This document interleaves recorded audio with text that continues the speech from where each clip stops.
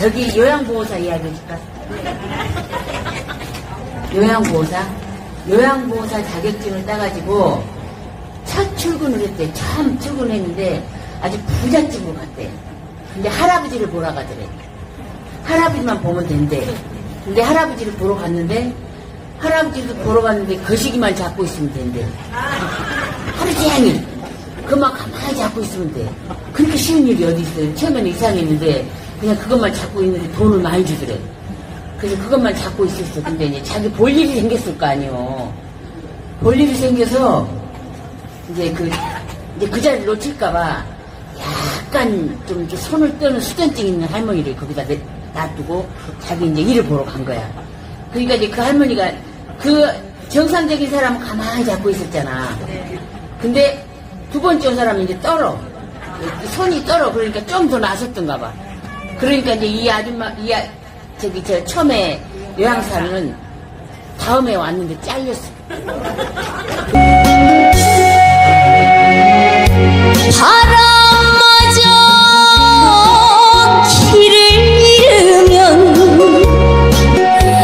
하늘에 닿는다. 천봉산 마루 산새들도 쉬어가는 곳 콩배령은 말이 없는데. 제가 형수한테 폭언한 거 사실입니다. 사실이고 뭐 여기 우리 고향 어르신들도 다 계시고 한데 얘기는 그런 거죠. 우리 셋째 형님 부부가 좀 욕심이 많으세요. 욕심이 많으셔서 시장의 직위를 위한 이권, 인사청탁 뭐 이런 걸 좀 많이 했습니다. 심지어 공무원들한테 직접 지시도 하셔요. 내가 시장 친형인데 이렇게 해라 저렇게 해라 뭐 단속해라 뭐 해라 이런 거 지시도 하시죠.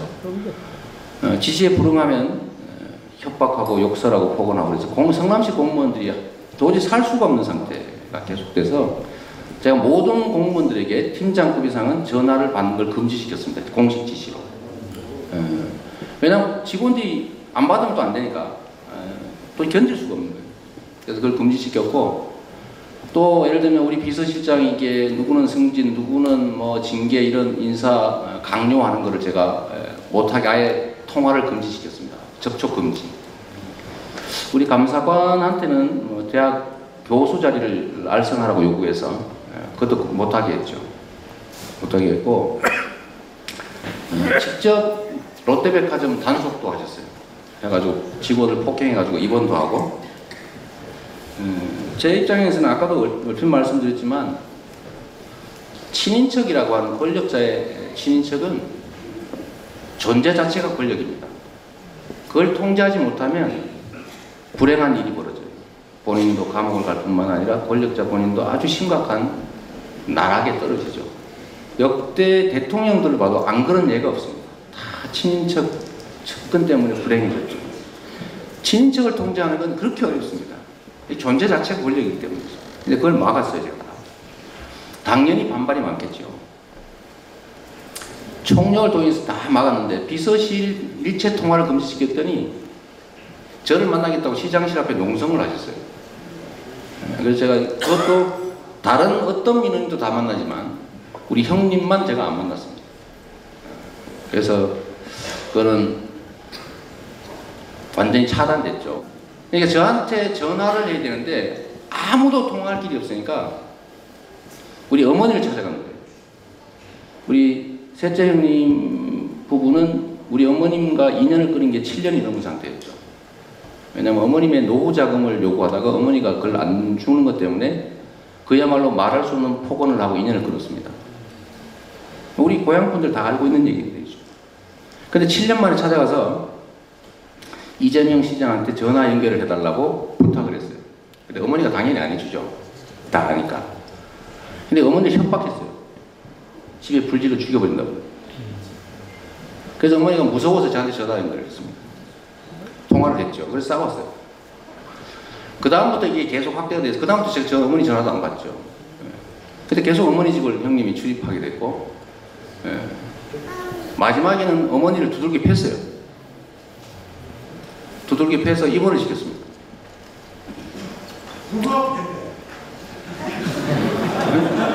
또 해놨어. 아, 뭐 재밌네. 자, 어머니를 두들겨 패서 어머니가 입원을 했어요. 그리고 그 전에는 내가 하겠다는 욕으로 알려진 욕이 있습니다. 어디를 어떻게 확 찢어버리는 뭐 이거 제가 한 게 아니고 우리 형님이 어머니한테 한 얘기예요.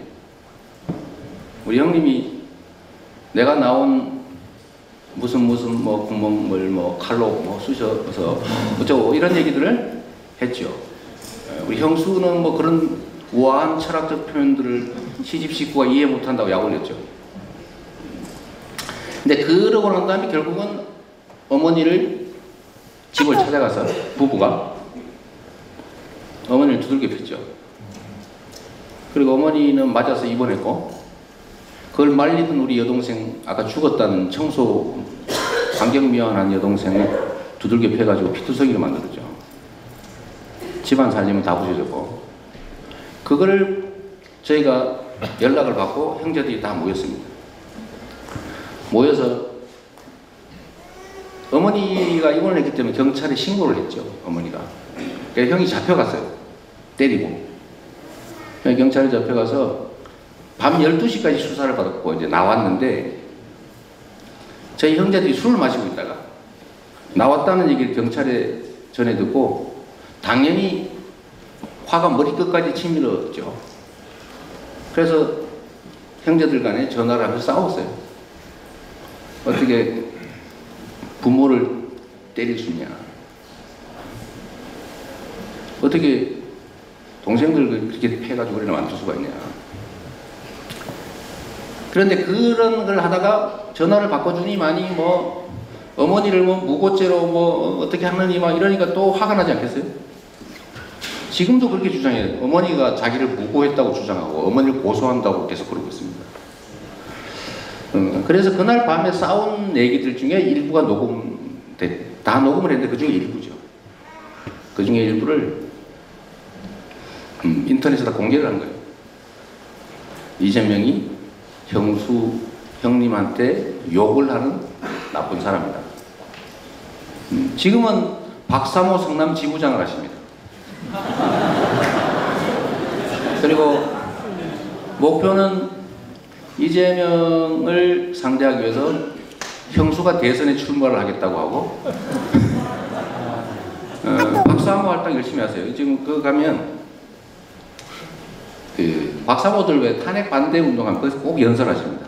그 연설 영상도 있어요. 한번 보세요. 한번 보시고 결국 그 일은 뭐 그렇게 된 거죠. 그래서 제가 뭐 포근한 사실을 인정한다. 뭐 욕했어요. 그런데 지금 저기 찍고 계신 분이 기대하는 것처럼 그 험악한 욕은 내가 한 게 아니고 형님 부부가 하는 욕입니다. 제가 전화에다 제가 그걸 따졌죠. 당신 아들이 당신한테 이렇게 얘기하면 좋겠냐? 당신의 오빠가 친정 엄마한테 이렇게 당신들이 한 말처럼 그런 식의 표현을 하면 좋겠냐고 제가 물어보면 항의를 했어요. 근데 그거를 그런 말을 제가 한 걸로 만들어버려요. 지금도 여전히 그런 왜곡은 계속되고 있는데 제가 분명하게 뭐 말씀드리죠. 저는 제가 인격이 좀 부족하고 또 거칠게 인생을 살아와서 그건 뭐 제가 형수한테 욕한 거는 잘못했죠. 공직자라는 이유로 어머니가 맞아서 입원하고 집안살림 다 부셔지고 여동생은 맞아서 피 흘리고 그러고 있는 상황에서도 평정을 유지하면서 형님 왜 그러셨습니까? 그러시면 아니 되시지요. 라고 했어야죠, 제가. 네.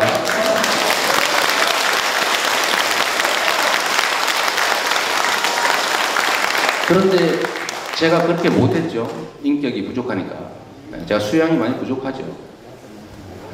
그러나 저는 우리 7남매 키우느라고 그 젊은 시절에 막걸리, 안방에서 막걸리 파셨거든요. 밀주지 만들어서 희롱당하시면서 제가 그 장면을 보고 자랐죠. 약장사 하셨고 성남으로 온 다음에는 먹고 살겠다고 그 젊은 나이에 그 어린 여동생 데리고 둘이서 상대원 시장의 화장실 앞에 화장실 요금 받는 일을 하셨습니다. 여러분 하실 수 있겠어요? 우리 여기 계신 여성분들? 남의 화장실 앞에 남자들한테 대변은 20원, 소변은 10원 분리해서 돈 받고 그 앞에서 화장실 청소하면서 할 수 있겠습니까? 그렇게 사신 분이거든요.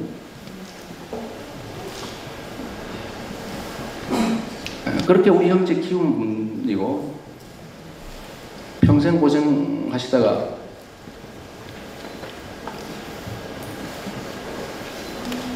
다리도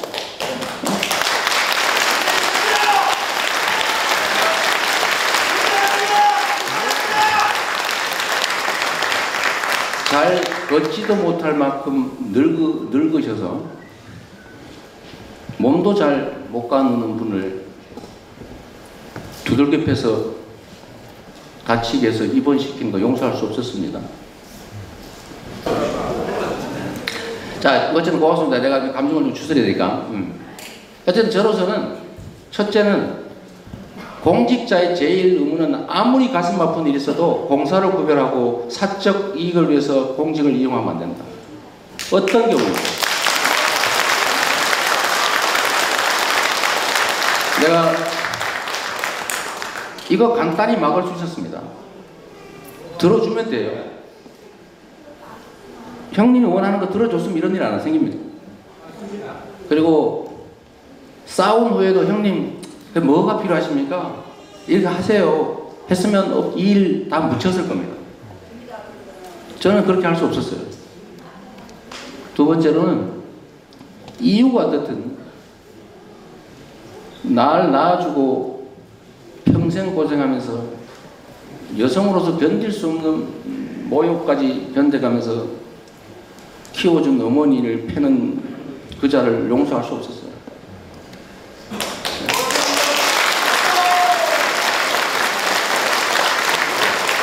그러나 내가 앞으로는 조심해야죠. 조심하는데 정말 다시 어머니를 두들겨 패면 막 정말 어디를 칼로 쑤셔서 어떻게 하겠다는 이런 폭언을 패륜적 폭언을 퍼부으면 내가 참을 수 있을지는 아직 자신은 없습니다. 그러니까 노력은 해야죠. 저도 공인이니까 이제 좀 더 인내심을 갖고 좀 더 책임감 있게 행동하도록 노력하고 이제 앞으로는 어떻게 하겠어요? 이미 벌어진 일인데 여러분들이 그건 여러분이 판단해 주십시오. 판단하고 이게 뭐 공직자로서의 흠결이 된다고 하면 뭐 제가 받아들여야지 어떡하겠어요. 또 한편으로 결국 제가 보니까 최근에는 제가 어제도 TV조선이라는 데서 어머니한테 전화를 했다더라고요. 취재하겠다고. 그래서 뭐 얘기를 해주셨다고 해요. 근데 한 번은 뭐 기자회견이든지 이런 걸 한번 해야 될 것 같습니다. 한번 해야 될 것 같고 그냥 있는 대로 다 알려줘야죠. 그리고 또 지금 이제 주장하는 것 중에 하나가 이런 게 있어요. 이재명 시장이 직권을 이용해서 형님을 강제 입원시키려고 그랬다. 그런 주장 많이 나오죠. 계속 그런 주장을 해요. 근데 분명한 거는 우리 여기 고향에 계신 어르신도 다 아는 얘기지만 셋째 형님은 조울증이 있어요. 그래서 입원했어요. 치료받았어요. 근데 입원은 누가 시켰냐면 그 지금 기자회견하는 형수하고 그 페이스북에 글 쓰는 조카 둘이서 입원시킨 겁니다. 자기들이 입원시켰어요. 자기들이 입원시켜서 창녕 부곡정신병원에 밤에 몰래 입원시켰는데 우리 형님이 저한테 구조 전화를 왔었어요. 내가 집사람하고 딸한테 지금 강제로 납치돼가지고 창녕 부곡정신병원에 입원했으니까 날 구출하러 와라. 이렇게 시장 비서실로 계속 전화가 와서 저희 둘째 형님하고 우리 가족들하고 2번이나 갔다 왔습니다. 가서 결국 면회를 못했죠. 자기들이 입원시켜놓고 그거를 시장이 직권을 이용해서 멀쩡한 사람 입원시켰다 이렇게 지금 계속 조작하거든요. 근데 그거는 여러분들이 페이스북하고 트위터에 제가 그걸 올려놨어요. 하도 거짓말을 많이 해서. 그 입원 확인서, 그뭐 누가 입원시키는지 나옵니다. 그죠? 입원 의뢰인. 예, 뭐 그런 것도 있고. 또 어머니를 하도 패고 욕하고 협박하고 그러니까 어머니가 견디다 못해가지고 법원에 접근 금지 명령을 받아놨습니다. 그 명령서도 있어요. 그 다음에 어머니 폭행하고 협박하고 이런 거는 공소장을 제가 공개해놨습니다. 그랬더니 또 누가 열심히 또 연구를 해가지고 존속폭행 무혐의 된 거니까 어머니를 팬 일이 없다고 하는데 그건 아니고 죄명을 바꿔준 거예요. 변호사를 3천만 원을 주고 사서 어머니를 때려서 상처를 입힌 건 맞는데 적용 죄명을 그냥 폭행 상해 이걸로 한 거예요. 존속폭행을 하면 회계사 직이 날아갑니다. 집행유예를 받으면 회계사 자격이 날아가거든요. 그것 때문에 봐준 거죠. 어머니 입장도 있고 하니까. 그래서 결국은 그건 공소장 거의 제가 공개를 해놨어요. 잔인한 일이지만 저렇게 의문을 갖는 사람이 있고 어떡하겠어요.